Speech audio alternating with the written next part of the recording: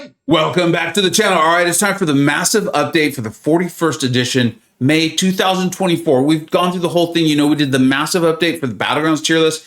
Then we went through, did all the categories here and the general tier list for the top 15s. It'll be coming out in June, right? We do this every June, every December, but we wanted to go ahead, get prepared, and here it is. I'm extremely proud of this tier list. Now, again, you're not going to see anything crazy wild, right? Like Thor Jane Foster is now not considered the best Mystic, but we did go and evaluate every single characteristic that goes into making up the general use score, the battleground score, and the Alliance War score. Massive thank you to the Spreadsheet Wizards for how phenomenal they make the spreadsheet, and of course the MCoC Illuminati for all of the knowledge that they share.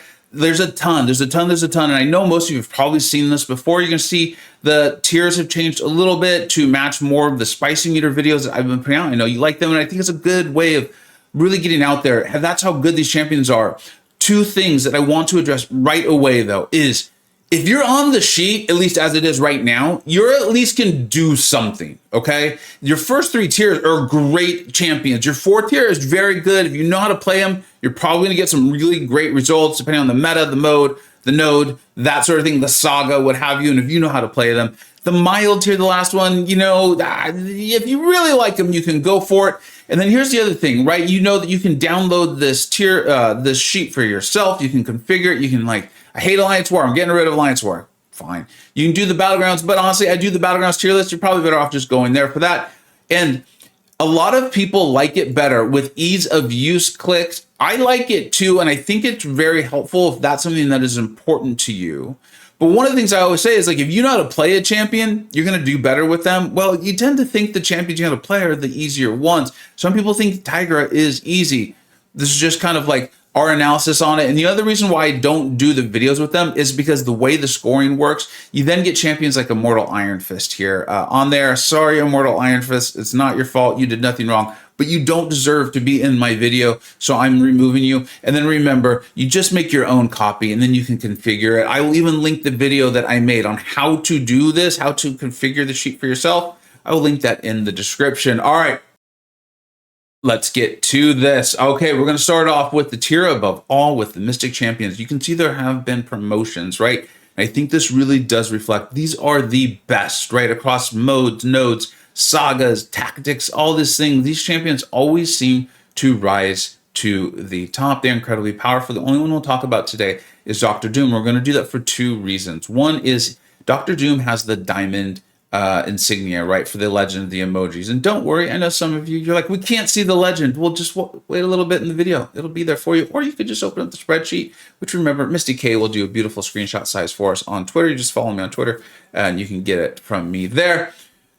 But the diamond emojis, those are your champions that are the best to ascend. And this is going to kind of be a theme throughout this, and it's going to be for a while. Those of us who have played the game between the transition from 5 to 6 stars, remember, it's not always this clean, like, here's the day, right, that the full transition happened. It stops and starts, and Doom is one of those champions that is so powerful. You hear me refer to them as the broken champions, right? Doom just has the Doom cycle. They have nodes that shut down parts of his kit, and he just doesn't care. If you play him well enough, you can just use a whole other part of his kit, right? There's like anti-nullify nodes, and he's like, that's fine, that's cute, I don't care, I will slap you across the face. And there are champions like that that aren't out as 7 stars. I think we maybe never see them, or it'll be a very long time before we see them. Those are your best champions to ascend to 6 stars, okay? Those are your best. That's why they have that insignia. That's what the diamond's for. You can see it on Tiger, you can see it on Absorbing Man, you can see it on Doom. Then I do have it on Black Widow because maybe you've ascended enough and you really like her, and she is powerful. And we saw how Kabam reacted when they accidentally put her on the Twitter poll. They could not pull that back fast enough. So something about, you know, the buff immunity, it is very powerful. But those are champions that have that insignia. So if you're looking at this for the best to ascend, that's going to be it in every single class. And then the other reason I want to talk about him is, like I said, I don't think he's coming as a 7 star. And one of the things that's happening is 7-star rank 3s are becoming not common. They are far from common, but it's not unusual to see them. We're seeing questing content without the bonuses for the 6 stars. They're not as strong bonuses for the 6 stars. In Battlegrounds, we're seeing 7 stars. Our rank 5 ascended 6 stars, they're holding in with the rank 2 7s. It's in fact, if anything, if the SIG is really important, you could still do some really nice things with them. But When you go up against a 7-star rank 3, you feel that difference. Very few champions are going to hang in. Hulkling is hanging in. Doom is hanging in. But we do need to reflect that they are just, if we're looking at ranking up champions and you're trying to choose between your 6-star Doctor Doom and your 7-star Kushal or your 7-star Juggernaut, I really think you're better off going with those 7 stars. They're going to see you longer. And the way the game is right now, you're going to get great results with those 7s. Doom is still great. Doom is phenomenal. I'm not predicting the death of Doctor Doom in our game yet. What I'm saying is if he came out as a 7-star, he'd be at the top of this list, but he's not. And I do think that's something to reflect. And we've rated each champion at their highest star variety and possible ranking. Okay, so that's how that works out. Let's go ahead and move on to Longshot. Now, Longshot's going to be the first of the Omega Days champions we'll discuss because he's in the Mystic tier. I've spoken about this at length. I think they did a really nice job of picking powerful champions who also, due to the growing game, maybe weren't as dominant in the meta as they once were. These were all champions that we had actually been talking about demoting and moving down. Now, not down to like even the super hot tier, well, it's case by case, but Longshot, we weren't moving down there, although that's still a great rank, but we were like keeping an eye on him. He's still a very good defender in Battlegrounds, but his ability to take some of the newest, toughest defenders that were coming out wasn't as good.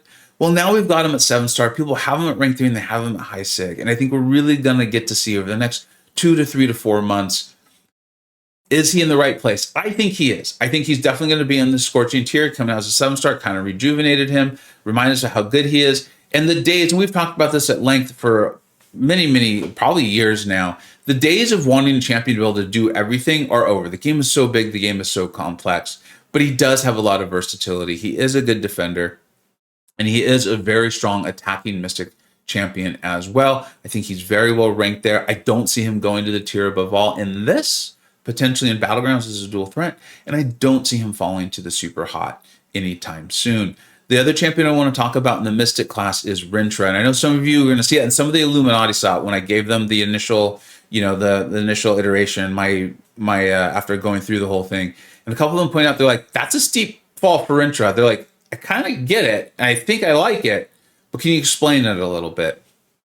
My analysis is, and I could see some of you being like, well, wait a minute, how could Rintra have fallen so far, but also be one of the best to ascend? Well, I don't think Rintra's come as a 7-star anytime soon. You've heard me talk about this for a long time. I think Rintra was a very fortuitous accident. I think it's a very messy kit. I told you for a long time, I'm like, Rintra doesn't work.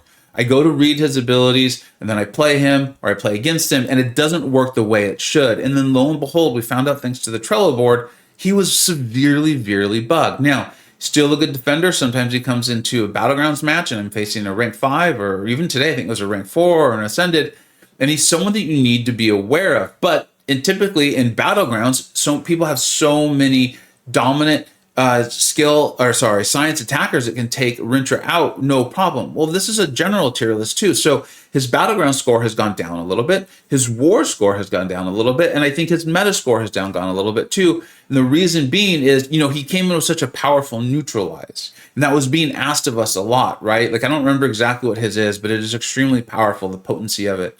We're just not being asked to do that very often at all. And so rarely are you using Rintra for your neutralized. You're using Wiccan or you're using Tigra. So if he's not the best of that and he's not getting asked to do it much, and we're not being asked to do it much, and his relevance in war and in Battlegrounds has gone down with his meta score, it just ends up with him there. I want to make it clear, being in the 3rd tier, some of my favorite champions in the game are in the 3rd tier of these lists. Some are even in the 4th. This is my favorite champions to play. So he's still very good, but I do want to call out that this is one of the most massive demotions from even just last month or the previous 2 months, when I really went through and I really analyzed and I checked meta and I checked all the other things that we check. Rintra definitely deserved to move down. I'm sure some of you will let me know if you agree or disagree, and I look forward to reading those in the comments. All right, let's go ahead and move on to Mutant. Mutant, you can see our first champion we're going to talk about is Omega Red. We have 2 champions in the tier above all. I actually feel great about that. One of the things to call out is Mutant's 2nd tier is very good. And we've been talking about this for months now. Mutant's on its way back. One, I think it's the growing game, right? Nimrod's not just killing every mutant anymore. Plus, they've come out with some good music. Got like Dust now, Mr. Sinister buff, Nightcrawler, right? amongst other things. So I think this is really cool, and I like what's happening with the mutant class. I like it a lot, actually. The first champion I'm talking about is Mega Red, and it's going to basically be the same story of what I just said about Longshot. This is a champion they were like, the game is growing. They can't do everything anymore, right? Like Negasonic Teenage Warhead is the one who canceled out all of the skill threats. You still got to play her. You still got to play her well. Mega Red has incredible burst damage if you've got him at rank 3 and if you've got him at that really high sig. But even then, he can't cancel out all of the threats anymore. Does that mean he's bad? Absolutely not. I think he's very much well ranked. I think we're going to see some eye-popping stuff in the next couple of months from people who have like a Sig 180, Sig 200, rank 3. And I think we should. Rank 3s are very powerful. We shouldn't hold that against them. We should also keep that in mind when we're putting them into the context of a tier list. I think this is a great spot for him. I don't think his days in the tier above all are coming back. I think those days are over. I also think it's going to be a very long time before you see us demote him to the second or to the third tier. Still a great tier. I just think he is going to hang in. He's going to hang in very strong. And I think he's going to age very, very well as people who've gotten used to playing him. Steel 22. In fact, I'm going to update the spreadsheet with the playlist because I do have the playlist. Steel 22, I literally saw it this morning. Did a phenomenal video talking about Omega Red and how you can still very much get great results with him, even without the recoil masteries. Really great video, and skill and Steel has the skills to pull it off. Moving on, we'll talk quickly about Negasonic Teenage Warhead. Now, I've talked about her at length. I did the video on her as the new champion, and I placed her in here. I even talked about her at length in the video that was really about whether Bullseye should be nerfed or not. But Negasonic Teenage Warhead, that quote about she just cuts off every skill threat in the skill. I was like, Jesus Christ, that's a lot, right? Well, she does. She does counter, but her damage is not. Her damage is good, and it's respectable, and I'm happy with it. And I think she's a balanced champion because of it. If she was nuking things incredibly fast, or she was like Hitmonkey sort of fast, I think she'd be really bad for the game. I think she'd be a huge negative, and she'd wipe out the whole skill class. She doesn't have the immunity. She doesn't have a slow. She doesn't have any way to counter evade or miss or unstoppable. I think she's a great champion. I think she's a powerful champion. I think she's a champion you want, particularly if you do not like fighting Bullseye and you don't have all of these soft counters that are also available. I'm a big fan. I have the 6-star, rank 5 ascended. I'm very glad that I do. And if and when I pull her as a 7-star, she's a champion I will definitely be looking to rank up because I think she's going to be very relevant for a long time because she's going to help you handle the skill class. It's just that when they're put on certain nodes or things like that, she might not be the one you can reach for because of her lack of immunities or some of this other utility. Moving on down, the next champion we'll talk about is Mr. Sinister. Now, I loved Sinister's buff. And when I do those initial videos, I try to come out very conservatively on all ranks. And it was really cool because this was one of those ones where people were like, you didn't rank him high enough. You're too low on him.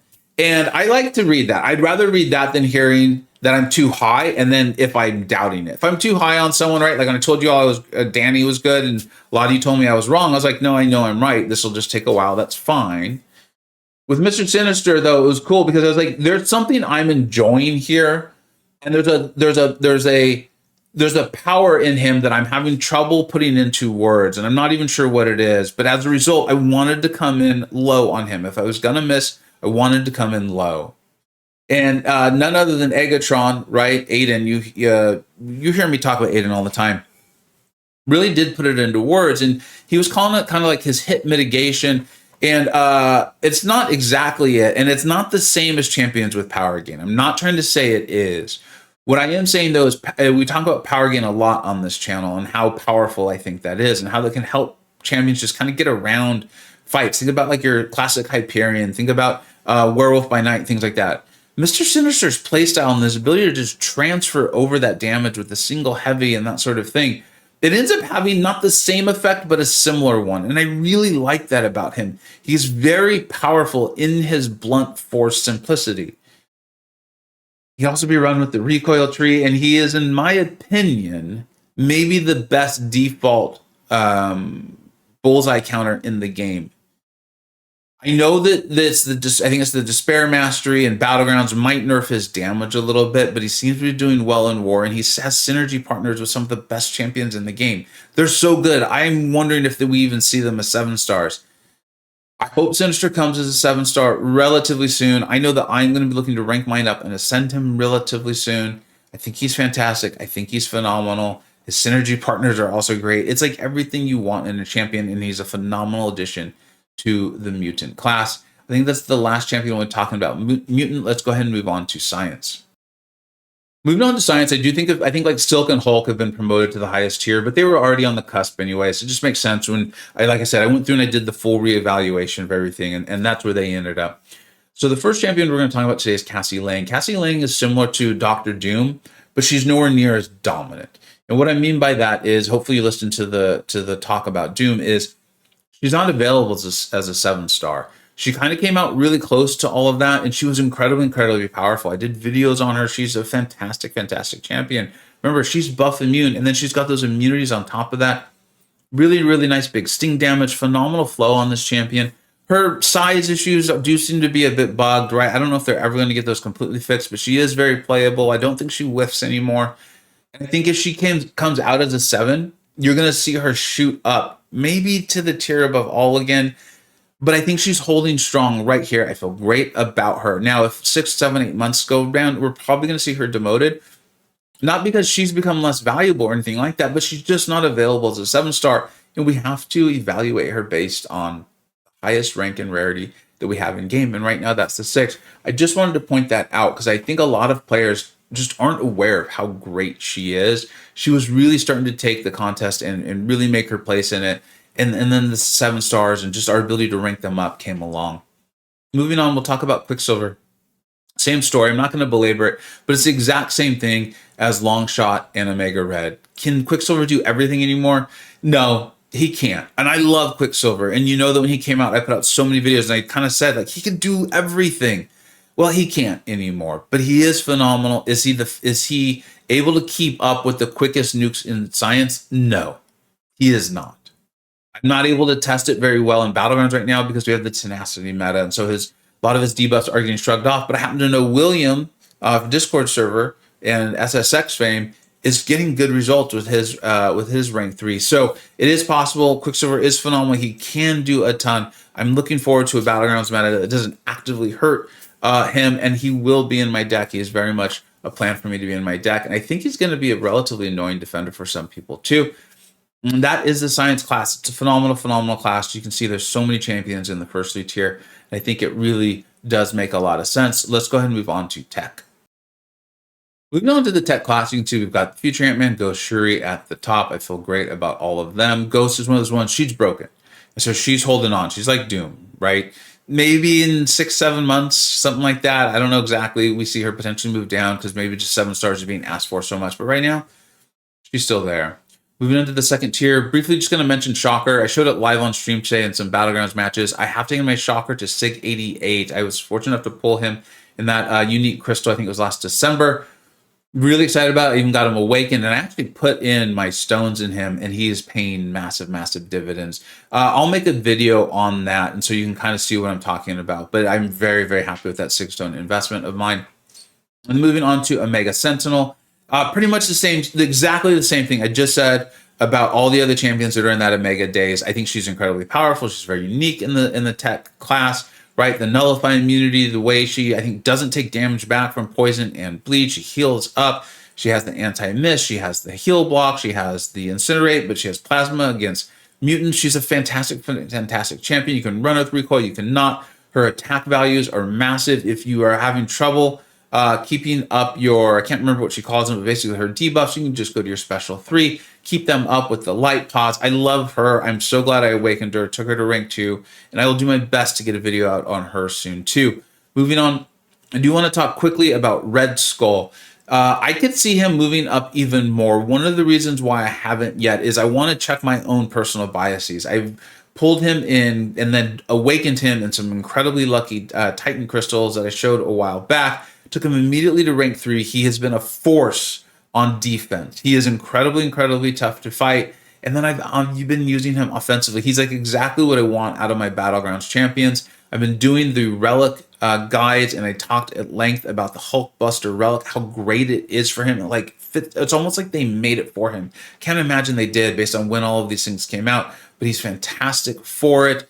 I think I could see him. Actually, I don't think. I know I could see him moving up. I don't believe he's a tier above all champion, but I do think he very well could move up in the Scorching tier, getting above some of these other champions, like Nimrod, probably for sure. Kind of the same issue, right? If he never comes as a 7 and that sort of thing. I love, love, love my Red Skull. Can't really say enough positive things about him. All right, that is it for tech. Let's go ahead and move on to skill. All right, onto the skill class. And we have the other new champion for the month there in Silver Sable. Quickly, we'll talk about Mole Man. Now, Mole Man, I will say this, is the one champion of the Mega Days that I'm going to have something slightly different to say. And the addition of this is, I do think there is a route for Mole Man to potentially get to the tier above all again. I think only time will tell. He's not as dominant as he once was because the game has grown. But like I've said so many times, we're not asking for a champion to dominate across all modes, all times, all defenders anymore. People are showing me, I think it's Jaeger's even showing me, Mole Man taking out Red Skulls and things like that. If that's the sort of thing that continues to happen, and if his damage is good enough where he doesn't even need to be in Frenzy, and so he can retain some of his utility, which has always been the issue with Mole Man, right? After they fixed him, I could see him moving up. I'm not saying I'm not predicting that. What I am saying is I could see it. He's the one that I'm like, I don't think it's happening with Quicksilver. I don't think it's happening with Mega Red. I don't think it's happening with Longshot, and so on and so forth. I don't think it's happening at the moment, but I think there's a chance. And I think it's just going to be a time can tell sort of thing. We're going to have to keep in mind, it is a rank 3. They are very, very strong. We talked about this already. But if he can keep his utility and have enough damage to get through fights and get through fights successfully, it's a lot of utility and a lot of damage. So let's just keep an eye on that. If you have a rank 3 Mole Man, kind of let me know how you're feeling about him and the modes and things like that. That'd be helpful. And then we're going to get to Silver Sable. And I'm going to kind of just, from the movie Bambi, right? Thumper. It's like, if you don't have anything nice to say, maybe don't say anything at all. And I'm just going to not say anything. I was streaming the day her embargo lifted, and I gave some brief thoughts, and I did try to stay polite about it. And though I guess the only thing I will say is I think I'm open to the idea I'm wrong. I'm very open to the idea I'm wrong. And maybe someone will figure something out. And I do think there will be a fight here or there where maybe it requires what she has. And so she'll look, like she's usable and that sort of thing. But I would predict that she will be rebalanced up and that we'll be covering that when that happens in a few months. Let's go ahead and move on to Cosmic. Moving on to Cosmic, the situation with Gallon it's the same thing we've been talking about with they're just not out as a 7-star. If he comes out as a 7-star, I think he's going to move right back to the tier above all. But the fact of the matter is unless you have him ascended, and even then sometimes he's not getting that kill that you really needed or wanted him to. Still a phenomenal champion. You can continue to go through your loop and those sorts of things, but moves him down a tier. Adam Warlock, Bitter Steel has been getting phenomenal results out of him. Adam Warlock's even going outside of his class. We'll take out champions like Kindred. That just blows my mind. If you can learn to deal with the AI and manipulate the AI through Adam Warlock, you're going to get fantastic results out of him. I want to briefly touch on Corvus Glaive. I pulled Corvus Glaive early in the Vega Prime account, and it gave me a chance to really kind of appreciate Corvus again. He had very much fallen out of the meta. Corvus has been a champion that we've talked about as 5 and 6 stars, and we've always said, he's one of the champions where if you have him at the appropriate rank, he's almost dominant.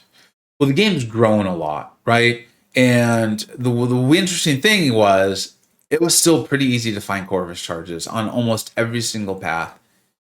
We'll see what Kabam's unleashed. I don't think we're going to get him back into the tier above all, but I feel great about him in this tier, right? If there are Corvus charges there, you're going to have a good time with Corvus. You can run with recoil, you can run him without. He's just probably not going to be great in Battlegrounds because you're not going to be able to pick up a charge and that sort of thing. But that's fine. This isn't the Battlegrounds tier list. I have a whole separate tier list for that. Then moving on quickly, I want to talk about Gladiator. I know I'm very positive on Gladiator. And I said, though, in the video, I was like, the only reason why I could see me not loving this and seeing him adopted by everyone is if the AI just continues to give issues. I know people are pulling off great things with him. Stimula had a video showing great things with Gladiator. Personally, I don't enjoy it. It frustrates me very much. Every once in a while, I'll pick him up, I'll play him a little bit, throw him in the Battlegrounds deck, try to get some good results. And without a doubt, every single time, the AI ends up frustrating me, and it just becomes a frustrating experience. Maybe as I get better with him, I'll start pulling off those results. The kit is there. The kit is there. The damage is there. The buff was great. The whole thing. But you got to play him in the current game. He's still in the second tier, so I'm not saying he sucks. All right, he's a very good champion, but he's not coming out as well as I had hoped. And I'm glad I said it in the video that, like, I think if the AI causes problems, it's really going to hurt him. That's the big update. That's it. I feel great about the tier list.